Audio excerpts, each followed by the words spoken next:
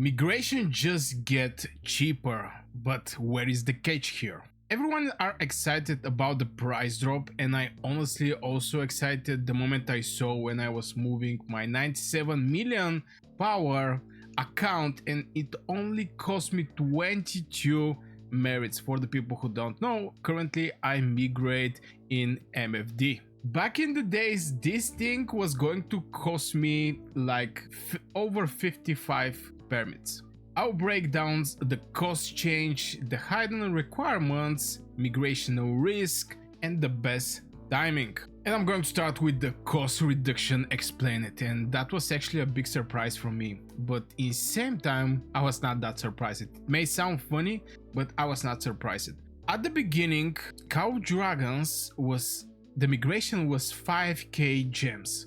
Majority of the people who start on the global launch and play Call of Dragons for specific amount of time, they remember that back in the days we was only needing 5k gems. Now the restriction there was you can only migrate at the kingdom that is in your current division. So the KVK starts, there is a specific amount of kingdoms, and normally all the alliances was migrating in the new server, especially the big one that was rebuilding their alliance. That's why we end up with some alliances in Call of Dragons that are extremely effective, and the reason behind is just those people I was doing that from very long time. So they filter and filter and filter the players, and one example for this is, for example, Echo. But why actually this thing is happening, I'm going to share my personal opinion, and I think this is because Call of Dragons now allow the mid-tier players to be able to migrate. Because 55 migration and having in mind the cost of the migration is just crazy. You're going to get one permit for $5. The next is going to be $10 and it's going to be like 2 permits here. So this thing definitely was needing a change, especially when you're jumping from 5k gems, that is even free-to-play players can gather this thing in one season. We're moving to something that costs so much money. So this is one of the things that I think is happening. Just Call of Dragons right now is giving opportunity for mid players to be able to migrate out. Something else that I notice is also in the alliance they actually reduced the cost of these weekly permits, and boy, I have a lot of videos that I really didn't like the amount those weekly permits was looking for. I mean, 400 of these alliance coins. This is extremely hard to be gathered, and we're not talking about getting the permit and after this spending over the speed ups or whatever. We're talking only for one permit, so it's extremely hard to gather resources for a single permit, not getting speed ups or teleports. So they reduced it from 400 to 300k. Still, that was a big number. There was some moments where I was buying my weekly migrational permit with gems. It was just way more easy from this to gather these coins. And right now, these migrational permits are even cheaper than ever. So Call of Dragons obviously are going in the direction where they're reducing the cost of the migration. But still, the requirements are still matter. Can anyone migrate freely now? And the short answer is no. You have requirements like a city hall. This is just one of the requirements, but also the kingdom you're looking to go for. If it's having a king, you have to be approved. This is one of the things. Now, right now, if I check one kingdom, maybe I want to go in this kingdom here. As you can see, first of all, I need to write my application. Currently, you cannot see that. And the simple reason for that is because I still have 35 days before I'm able to migrate somewhere else. So the moment you're migrating, and it's even right here, after migrating you must wait 45 days before migrating again. Now 45 days, depending when you're going to migrate, is something like a 1 season, so it's not big deal. but still it's a restriction that you have to keep in mind when you're doing your migration. You're going to jump in the kingdom.